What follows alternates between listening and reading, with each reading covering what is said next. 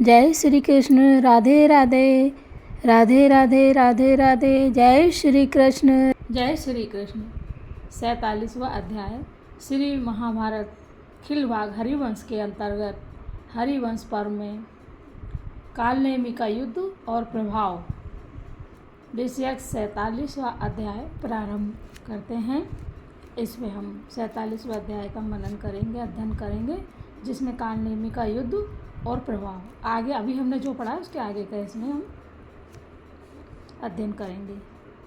वैशंपायन जी कहते हैं, जन्मेजय, जैसे गर्मी के अंत में वर्षा काल आने पर मेघ बढ़ता है, उसी प्रकार महातेजस्वी महान असुर कालनेमी दानवों को पुष्ट करने की इच्छा से बढ़ने लगा। उसे तीनों लोकों में फैला हुआ देखकर वे सभी दानवराज इस प्रकार सहसा उठ खड़े हुए मानो उन्हें उत्तम अमृत मिल गया हो।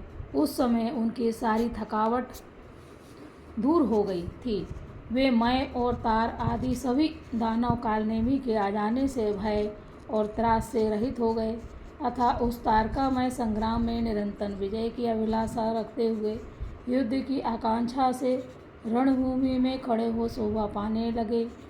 उस समय अस्त्रों का अभ्यास करते और व्यूह में सब दौड़ लगाते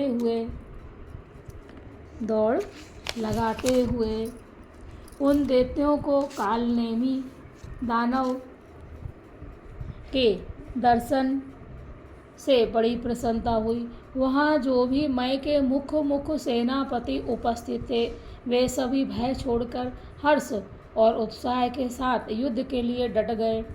मय, तार, वराह, पराक्रमी, हैग्रीव, विप्रचित्ति कुमार, श्वेत तथा खर और लम, ये दोनों दानव एवं बलिपुत्र अरिष्ट, किशोर, उष्ट्र तथा देवता के समान तेजस्वी एवं कुटिलतापूर्वक युद्ध करने वाला महान असुर स्वरभानु, ये सभी अस्त्रवेत्ता और तपस्या में नियम पूर्वक स्थित रहने वाले विद्वान और कुशल दानव उस उत्तम असुर कालनेमी के पास जा पहुँचे। वे सब हर्ष से उत्फुल्ल हृदय वाले दानव हाथों में उत्तम आयुध धारण किए कालनेमी को आगे चलकर उसके सेनापतित्व में युद्ध करने के लिए संग्राम के मुहाने पर डट गए। कितने ही दानव अपने चौड़े और पुष्ट कंधों से युक्त हाथों से ही आयुधों का काम लेते तथा बहुतेरे दैत्य भारी गदा, चक्र, फरसा, पर्वतों के समान शिलाओं की बड़ी बड़ी चट्टानें, वज्र आदि के आघात से टूटकर गिरे हुए शिलाखंड, जैसे पत्थर का टुकड़ा, शिलाखंड, पट्टिस, भिंदीपाल, परिघ, अन्याय उत्तम आयुध संहार करने में समर्थ और सैकड़ों के प्राण लेने वाली बड़ी भारी तोपें, काल के समान भयंकर मूसल, छेपड़ियाँ यानी गुलेल होती ना, पहले गुलेल बहुत चलती थी, छेपड़ियाँ, गुलेल आदि, मृदंगर, युग, जुआ, खुले हुए यंत्र जिसके सिरे को हथौड़े से पीटकर तेज किया जाता हो, ये सब उनके अस्त्र शस्त्र के नाम हैं। ऐसी अर्गला डंडेला, फैले हुए प्रास यानी भाला, जीव लपलपाते हुए सर्प, तीव्र गति से लक्ष्य की ओर बढ़ने वाले बाण, प्रहार करने योग्य वज्र, दीप्तिमान तोमर, तीखी तलवार और तेज किए हुए चमकीले शूल आदि अस्त्र शस्त्रों से संपन्न हो युद्ध के लिए डट गए। जहाँ चमकते हुए श्रेष्ठ अस्त्र शस्त्र विद्युत की भांति प्रकाशित हो रहे थे, वह दानव सेना वर्षा काल में छिपे हुए नक्षत्र वाले मेघ और बिजली से युक्त आकाश के समान शोभा पा रही थी। इधर चंद्रमा और सूर्य की प्रभा से भासित तथा उनकी शीतल और उष्ण तेज के द्वारा दैदीप्यमान हुई वह इंद्रपालित देव सेना भी अनुपम शोभा से संपन्न हो रही थी। वायु के समान वेगवती तथा सोमभाव से संपन्न देवताओं की वह दिव्य एवं विशाल सेना तारागणों को पताका रूप में धारण करती थी, मेघमय वस्त्रों से आच्छन्न थी तथा ग्रह और नक्षत्र मानो उसके शुभ्र हास थे। यम, इंद्र, कुबेर और बुद्धिमान वरुण के द्वारा उसकी रक्षा की जा रही थी। उसमें प्रकाशमान अग्नि और वायुदेव भी विद्यमान थे।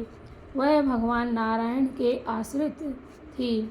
देखने में उमड़े हुए समुद्र की आगाध जल राशि के समान जान पड़ती थी। विविध प्रकार के अस्त्रों से संपन्न होने के कारण भयंकर प्रतीत होती थी तथा यक्ष और गंधर्व उसकी शोभा बढ़ा रहे। कौन? यक्ष और गंधर्व उसकी शोभा बढ़ा रहे थे।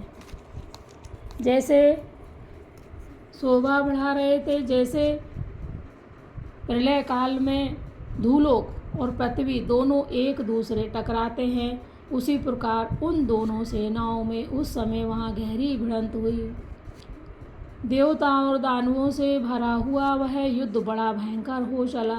एक ओर उदारता पूर्ण क्षमा थी तो दूसरी ओर क्रूरतापूर्ण पराक्रम। वह दर्प और विनय का युद्ध था। काय का? दर्प और विनय, ठीक है ना।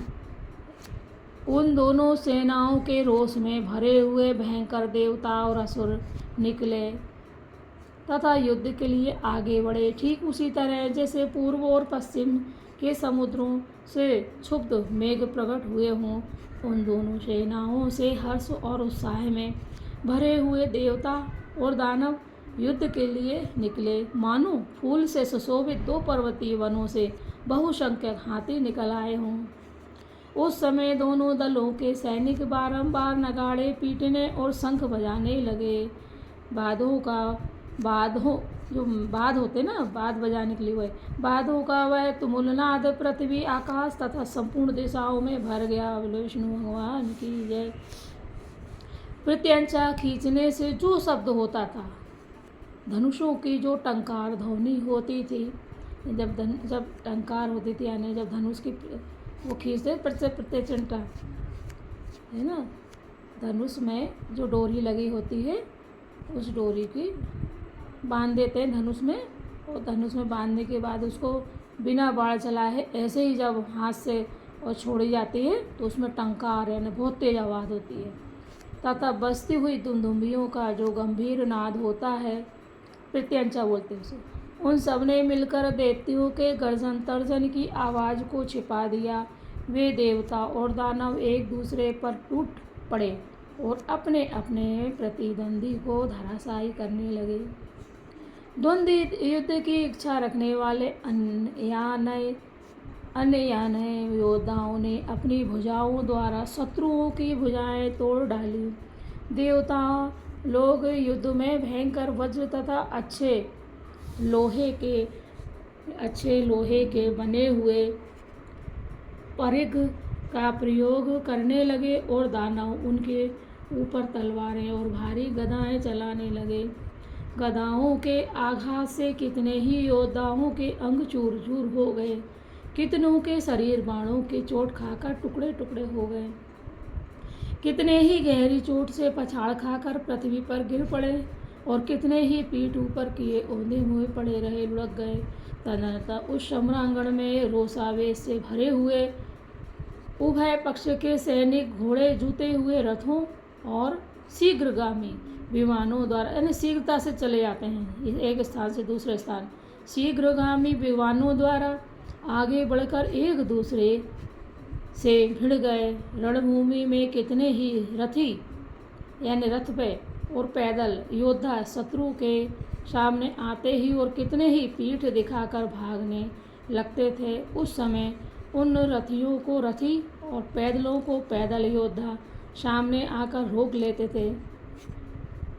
घरघराहट की आवाज़ के साथ आगे बढ़ने वाले उन रथियों के रथों का तुमुल नाद आकाश में परस्पर टकराने वाले बादलों के गड़गड़ाहट के समान जान पड़ता था। जब रथ चलते हैं तो उनके घोड़ों की जो टाप होती है ना, उससे तो उसकी गड़गड़ाहट की बात हो रही, बादलों की गड़गड़ाहट के समान जान पड़ता था। कितने ही रथों ने विपक्षियों के रथों को तोड़ डाला और कितने ही शत्रु पक्ष के रथों से रोंदे जाकर धूल में मिल गए। दूसरे बहुत से रथ अन्य रथों द्वारा मार्ग अवरुद्ध हो जाने के कारण आगे बढ़ने से असमर्थ हो गए। कितने ही दर्प यानी अहंकार में भरे हुए योद्धा सम्रांगण में एक दूसरे के शरीर को अपनी दो भुजाओं से दूर हटाकर आगे बढ़ते जाते थे। वहाँ पर ढाल और तलवार लिए हुए सैनिक जब शत्रु पर प्रहार करते थे उस समय उनके आभूषण झंकृत हो उठते थे। दूसरे बहुत से सिपाही जो युद्ध स्थल में मारे जाकर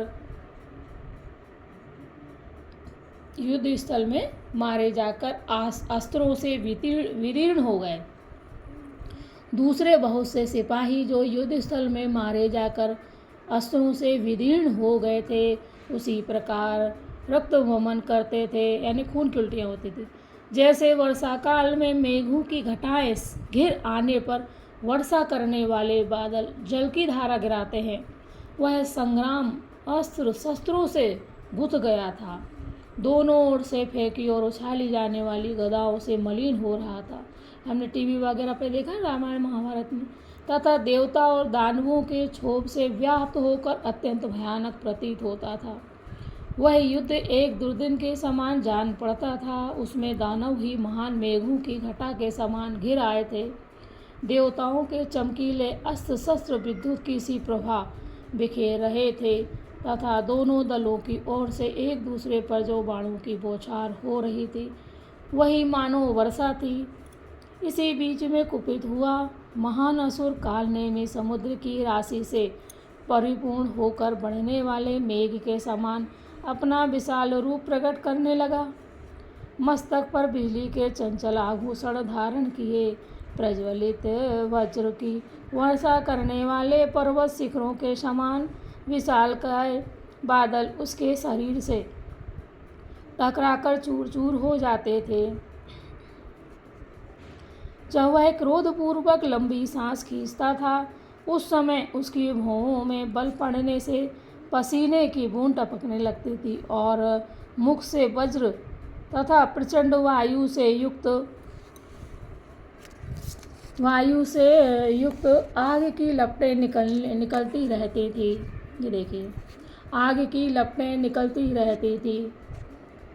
उसकी भुजाएं आकाश में तिरछी और ऊपर की दिशा में बढ़ने लगी। वे ऐसी जान पड़ती थी मानो 5 मुख वाले काले सर्प अपनी जीभ लपलपा रहे थे। जैसे ऊंचे पर्वत का आकाश को घेर लेते हैं उसी प्रकार उसके चलाए हुए नाना प्रकार के दिव्य अस्त्र शस्त्र धनुष और परिंगों ने व्योम मार्ग को ढक दिया।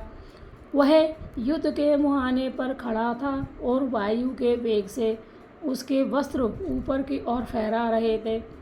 उस समय वह संध्या काल के धूप से व्याप्त शिखर वाले प्रकाशयुक्त दूसरे मेघ के समान शोभा पाता था। अपनी जांघों के वेग से फेंके गए शैल शिखरों और बड़े बड़े वृक्षों द्वारा वह देवताओं को उसी तरह धराशायी करने लगा जैसे इंद्र ने वज्र से महान पर्वतों को पृथ्वी पर गिरा दिया था। उस युद्ध में कालनेमी की मार खाकर घायल हुए देवता चलने फिरने की भी शक्ति खो बैठे। उसकी भुजाओं के आघात से तथा शस्त्रों एवं खड़कों की चोट से उनके मस्तक और वक्षस्थल छिन्न भिन्न हो गए थे। कितने ही यक्ष गंधर्व और बड़े बड़े नाग उसके मुक्कों की मार से मर गए और कितने ही विदीर्ण होकर पृथ्वी पर गिर पड़े। उस युद्ध में कालनेमी ने देवताओं को इतना भयभीत कर दिया कि वे अपनी सुध बुध खो बैठे और बहुत यत्न करके भी उसका कोई प्रतिकार न कर सका। उसने रणभूमि में ऐरावत पर बैठे हुए सहस्र नेत्रधारी इंद्र को बाणों के बंधन में बांधकर स्तव कर दिया। वे वहां से चलने में भी असमर्थ हो गए। सम्रागण में कालनेमी ने वरुण का पास छीनकर उन्हें उससे वंचित कर दिया। अतः उनका युद्ध विषयक सारा व्यापार ठप हो गया। वे निर्जल बादल और बिना पानी के समुद्र की भांति श्रीहीन हो गए। उस रण क्षेत्र में उसके काल रूपी परिंगों की मार खाकर लोकपालेश्वर कुबेर विलाप करने लगे। उसने उनसे धनाध्यक्ष कुबेर के कार का बलपूर्वक त्याग करा दिया। सबके प्राण लेने वाले दंडधारी यम को भी उसने रणभूमि में यम दशा अचेतनावस्था को पहुंचा दिया। अतः वे भयभीत होकर अपनी दक्षिण दिशा में चले गए। इस प्रकार समस्त लोकपालों को दूर भगाकर उसने उन सब के कार का संपादन अपने हाथ में ले लिया और संपूर्ण दिशाओं में स्थापित करने के लिए अपने शरीर को 4 प्रकार का बना लिया। उसने राहु के दिखाए हुए दिव्य नक्षत्र पथ में जाकर राजा सोम की राजलक्ष्मी तथा उनके विशाल राज्य का भी अपहरण कर लिया। उसने उद्दीप्त किरणों वाले सूर्य को स्वर्गद्वार से हटा दिया तथा अयन सहित उनके सारे राज्य और दिन संबंधी कर्म को भी उनसे छीनकर अपने अधिकार में कर लिया। कालनेमी ने अग्नि को देवताओं के मुख में स्थित देख स्वयं बलपूर्वक उन्हें अपने मुख में स्थापित किया और वायु को भी वेग से पराजित करके अपनी आज्ञा के अधीन कर लिया। समुद्रों सहित संपूर्ण सरिताओं को बलपूर्वक ले जाकर कालनेमी ने अपने पराक्रम से उन सबको वश में कर लिया। समस्त सागर उसके शरीर रूप हो गए थे। उसने आकाश और पृथ्वी के जल को अपने वश में करके उसके ऊपर पर्वतों द्वारा सुरक्षित पृथ्वी को स्थापित किया। समस्त लोगों को भय देने वाला वह महान दैत्य पंच महाभूतों का अधिपति एवं सर्वलोकमय होकर स्वयंभू ब्रह्मा जी के समान शोभा पाने लगा। बोलो ब्रह्मा जी की जय हो। उस युद्ध स्थल में दानव कालनेमी एकमात्र स्वयं ही समस्त लोकपालों के रूप में प्रतिष्ठित हुआ था। चंद्रमा, सूर्य और अन्य ग्रह सबके रूप में उसका शरीर ही काम कर रहा था। अग्नि और वायु भी उसके शरीर बन गए थे। इस प्रकार उसकी बड़ी शोभा हो रही थी। समस्त लोकों की उत्पत्ति और प्रलय के कारण भूत ब्रह्मलोक में स्थित होकर वह ब्रह्मा बन बैठा। उस समय दैत्यगण उसकी उसी तरह स्तुति करते थे जैसे देवता ब्रह्मा जी की करते हैं। इस प्रकार श्री महाभारत के खिलवाड़ हरिवंश के अंतर्गत हरिवंश पर्व में आश्चर्य तारकामय संग्राम विषयक 47वां अध्याय पूरा हुआ। जय श्री कृष्ण। संतान गोपाल मंत्र हम पढ़ेंगे और सभी को घर में जो भी बुजुर्ग हैं, जो भी घर के बच्चे हैं, उन्हें अपने बुजुर्ग में जो भी दादा दादी हैं जो नई सत्संग सुनने जा सकते हैं, उन्हें ये इस तरह से उन्हें साधन करें या टीवी पे या मोबाइल पे उन्हें बताएं कि भाई ऐसे वो अपना समय जो उनका समय रहता है, बुढ़ापे का बहुत समय निकल नहीं पाता है घर में, तो वो अपने आराम से टीवी पर ये पढ़ सकते हैं, देख सकते हैं। तो आप उनको बताएं। और गर्भवती स्त्रियों को ये पढ़ना चाहिए, संतान गोपाल मंत्र बोलना चाहिए। भगवान कृष्ण होते हैं और सारी मनोकामनाएं पूरी करते हैं। जो मंत्र हम बोलते हैं उस मंत्र में हम भगवान श्री कृष्ण की शरण में हैं, प्रार्थना करते हैं कि हे प्रभु, हमको श्रेष्ठ संतान और वंशवृद्धि हमारे यहाँ होती रहे, हमारे मनोरथ पूर्ण हो। जय श्री कृष्ण।